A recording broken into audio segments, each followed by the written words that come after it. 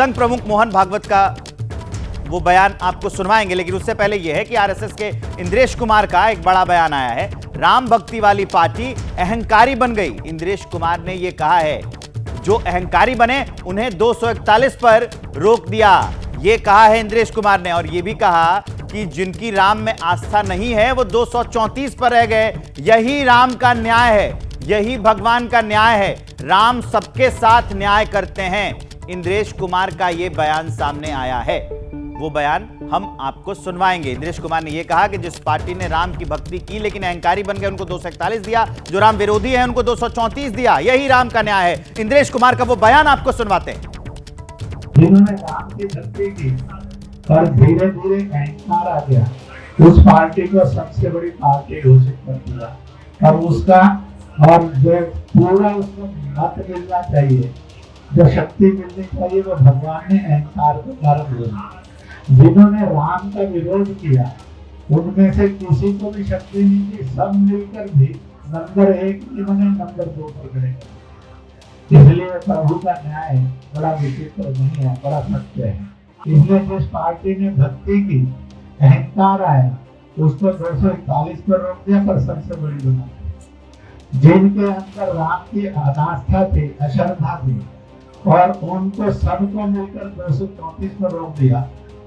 RSS के इंद्रेश कुमार ने यह कह दिया है कि यही राम का न्याय है। बीजेपी पर इन्होंने निशाना साधा है। इस पर ज्यादा जानकारी के साथ खबर को विस्तार देने के लिए मेरे सहयोगी नीरज पांडे आपको स्क्रीन पर दिख रहा है। नीरज, पहले संघ प्रमुख मोहन भागवत ने निशाना साधा और अब इंद्रेश कुमार। तो सवाल यहां यह बनता है कि पहले भागवत अब इंद्रेश, कितना लंबा खिंच रहा है यह कलेश और कब तक आगे जाएगा?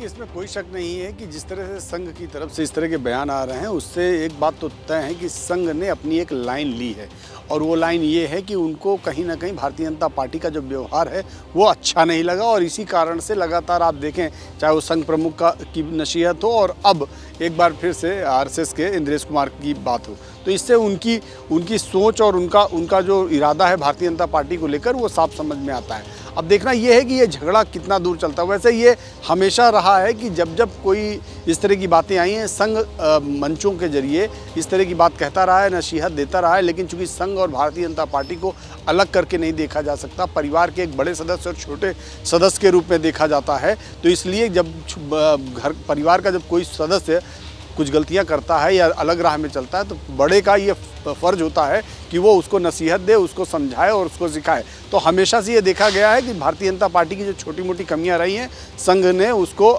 मंचों के जरिए एड्रेस किया है और उसको बाद में ठीक किया गया है। तो मुझे नहीं लगता ये कोई बहुत बड़ा झगड़ा है या बहुत बड़ा कलेश है या बहुत आगे तक खींचेगा। ये ज़रूर है कि कुछ चीज़ें हैं जो अब मंचों से सामने आ रही हैं, और मुझे लगता है जैसा हमेशा होता रहा है, संघ और भाजपा दोनों बैठकर वो चीज़ें सॉर्ट आउट कर लेते हैं। तो ये भी आने वाले दिनों में देखेगा कि संघ और भाजपा एक साथ बैठेंगे और चीज़ें सॉर्ट आउट हो जाएंगी। ठीक है जी, इस जानकारी के लिए आपका बहुत बहुत शुक्रिया। अब आपको संघ प्रमुख मोहन भागवत का वो वाला बयान सुनवाते हैं जो उन्होंने लोकसभा रिजल्ट के तुरंत बाद दिया था। निर्बंधा बंधा रहे, बंधा निर्बंधा होई। कर्म करे करता नहीं, दास कहाए सोई। जो सेवा करता है, जो वास्तविक सेवक है, जिसको वास्तविक सेवक कहा जा सकता है, उसको कोई मर्यादा रहती है, वो मर्यादा से चलता है। उस मर्यादा का पालन करके जो चलता है वो कर्म करता है, लेकिन कर्मों में लिप्त नहीं होता। उसमें अहंकार नहीं आता कि मैंने किया, और वही सेवक कहलाने का अधिकारी रहता है।